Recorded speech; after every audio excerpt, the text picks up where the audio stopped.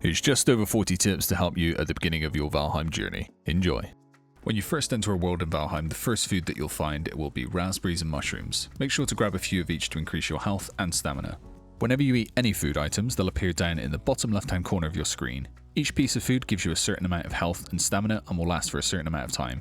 Your maximum amount of health and stamina will slowly reduce as the food begins to run out.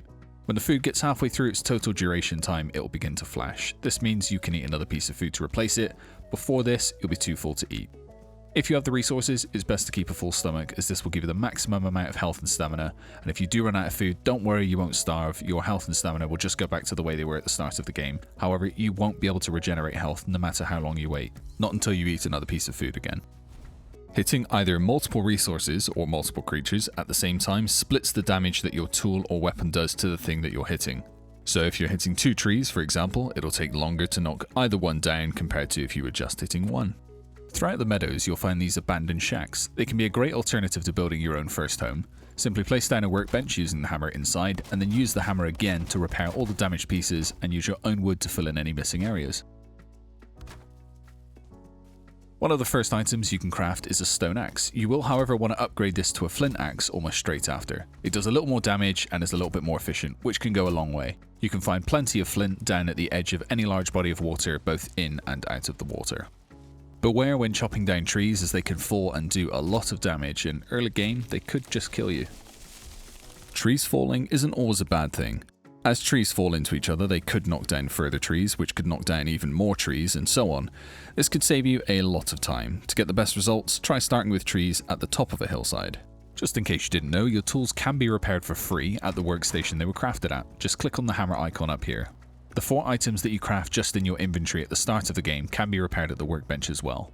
It's not just items that can be repaired for free, so can buildings. Just use the hammer to repair any damaged pieces, and it won't cost you a single thing. Most weapons will have a primary attack, but pressing the middle mouse button will do a more powerful secondary attack.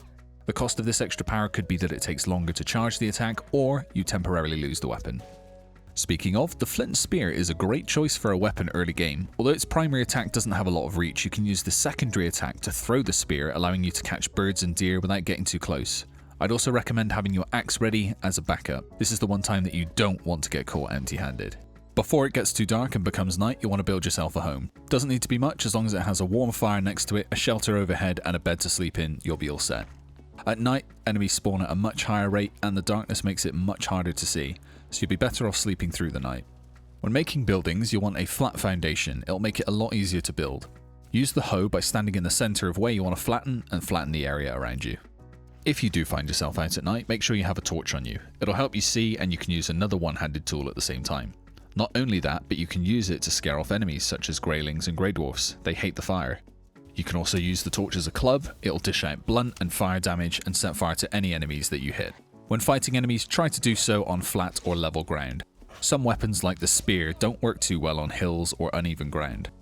Remember to pick up absolutely everything. There will be items that you pick up that may not have a crafting recipe that needs them yet, but at some point you will. Everything has a use. The campfire can hold multiple cooking stations above it. I'm not sure if it's been updated, but others have said that you can get at least 6 on there. I could only manage 5. Give it a go yourself and let me know how many you could get on. When cooking food over the campfires, don't leave it too long, as it will burn and it will turn to coal. This will of course mean that the food is now inedible. If you're lucky enough to find them, fish will sometimes jump out of the water and land on the shore. Keep an eye out by the shoreline and remember to pick them up if spotted. If a creature or enemy has no symbol above their head, it means that they don't know you're there. A yellow circle with brackets means that they've heard something or seen something and are on the move to investigate. They will likely walk in your direction. A red exclamation point means that they know you're there and they will attempt to take you out. Sneaking uses stamina, but hitting a creature without alerting them gets you a Backstab Bonus, which multiplies the amount of normal damage you can do. The flint knife, for example, does 6 times backstab, whereas the flint spear only does 3 times. Ensure the foundations of your buildings, i.e. the parts that connect with the floor, are all blue. This means the pieces are the most stable they can be and will give you the strongest foundation of your building, allowing you to build even higher. The color of the piece that you're looking at when using the hammer determines how structurally secure the piece is. Blue means it's directly supported by the terrain, it's the most stable a piece can be. As the piece gets less stable, it will go green, to yellow, to orange, to red, as it gets less stable. Once a piece is red, it'll struggle to support any other pieces. There are also different tiers of strength, so stone pieces for example are stronger than wood. You can see the wooden piece goes blue, showing it's secure as stone is stronger. Make sure you upgrade your workbench with the tanning rack and chopping block. You can do it pretty quickly, and upgrading different crafting stations with more upgrades like this will allow you to upgrade your armor, tools, and weapons. It'll make them more durable, efficient, and able to deal even more damage. If you're running around without the rested effect, you are missing out. Early on in the game, the rested effect gives you plus 50% health regen, plus 100% stamina regen, and plus 50% XP gain. The easiest way to get the rested effect is to sit down next to a lit campfire for 20 seconds. This will give you comfort level 1 and the rested effect for 8 minutes. Or you can be under a shelter and next to a campfire, you'll get comfort level 3 and 10 minutes of the rested effect. To maximize this early in the game, you'll want to have a campfire next to a bed, be under shelter, have a deer rug close by, and you'll get comfort 5 and 12 minutes rested. If you've defeated EIKTHYR and are in the Bronze Age, you can also place down a finewood table, a finewood chair, any banner, and you'll have comfort 9 and 16 minutes of rested. I recommend keeping some spare items at home. That way if you do die, you're not left without any equipment or food. I would be extremely careful when swimming early in the game. You have a limited amount of stamina and swimming is pretty costly. If you run out, you'll start to drown, take damage, and if you're not careful, you could end up in a pretty bad situation. If you come across a beehive, make sure to take it out. Shoot it down with your bow, then wait for the bees to disperse so you don't get poisoned. The hive will drop some honey and a queen bee. You can now make your own beehive and harvest honey. It takes 20 real-time minutes for a hive to produce 1 honey, and they will hold a maximum of 4. Honey is a great early game food, and it's a much better option than raspberries. Honey is also needed for a lot of later game crafting, so make sure you get stocking up now. Every weapon in the game inflicts different or sometimes multiple types of damage. These types include, but are not limited to, pierce, blunt, slash, and fire. Each enemy you encounter will have different weaknesses or resistances to different types of damage. When fighting an enemy, a number will appear over them letting you know how much damage you inflicted. This number will also change colour depending on whether that type of damage was effective against that enemy or not. It will be grey if they're resistant to that type of damage, white if it was normal, so they were neither weak nor resistant to the attack, and yellow if the attack was effective against them. You will also encounter enemies who are immune to certain types of attacks, which will result in them taking no damage, with the number appearing as zeros. The meadows are the safest area you can be. At the beginning, if you see any other area that looks different to the meadows, don't venture there yet. You're likely not ready for what's in store. The shield is a great way to reduce damage during battle. Timing a block right before your opponent will parry the attack and stagger them.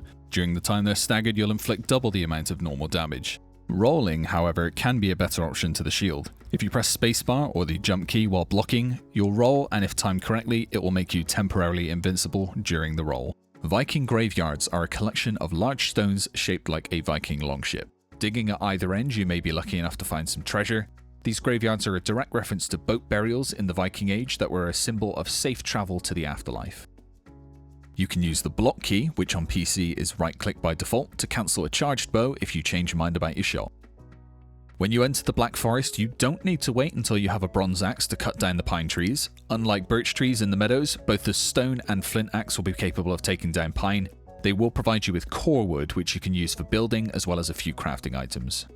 Make sure to mark things down on your map. Press M by default to open it. When you find things like copper, burial chambers, or even the natural spawn locations of mushrooms, since they'll respawn, mark it down. But also remember to cross things like burial chambers off so you know which places you've already explored. EIKTHYR is the first boss fight in Valheim and is actually really quite easy. It can be done fairly quickly. Here's what you need to take him down. For your weapon, a crude bow and fire arrows. I took 100, but you won't need that many. For armor, a leather helmet, a leather tunic, and leather pants. Deerhide cape is kind of optional, but if you do find some bone fragments and you have the deerhide, then you may as well.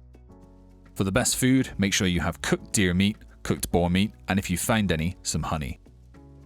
Once you have all of that, get your rested, head to EIKTHYR's altar with your 2 deer trophies, eat your food, then as soon as you reach full health, summon EIKTHYR. You'll want to use the stones around the altar to block the melee attacks, and use the fire arrows with the bow to take him down. It took 25 fire arrows and exactly 2 minutes and 2 seconds from firing my first shot to taking him down, all with level 1 armor and a level 1 bow. You can also see that throughout the whole fight I didn't even come close to losing half of my health.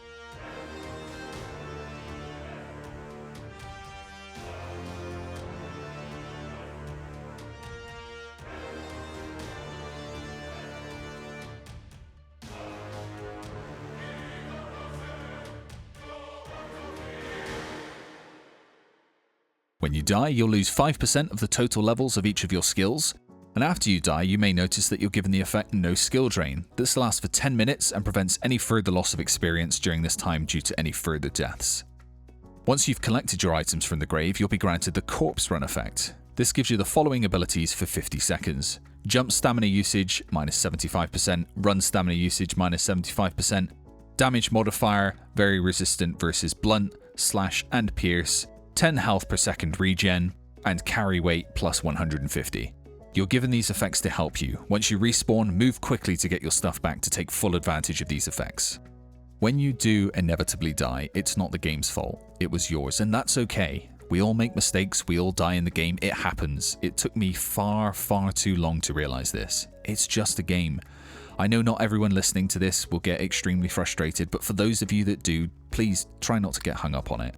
Take a 5-minute break if you need to, do something else, clear your mind. There's no point stressing over a game that we all play to have fun. Finally, in addition to everything mentioned, if you're still not sure of anything, check the wiki. It has pretty much everything I've said on it and way more. If needed, there will probably be a forum somewhere and someone will have an answer to your question. You can also leave any questions that you have in the comments. I'm sure that between us all, we should be able to answer most questions. And if there are any tips that you think are important that I didn't include in the video, feel free to comment them below and let everybody else know. The most important tip I can give you is to definitely have as much fun as possible. I hope you enjoyed the video. I appreciate you taking the time to watch. It really does mean a lot. And if you did enjoy or learn something new, hit the like button and please subscribe to the channel so you can stay up to date on all future videos.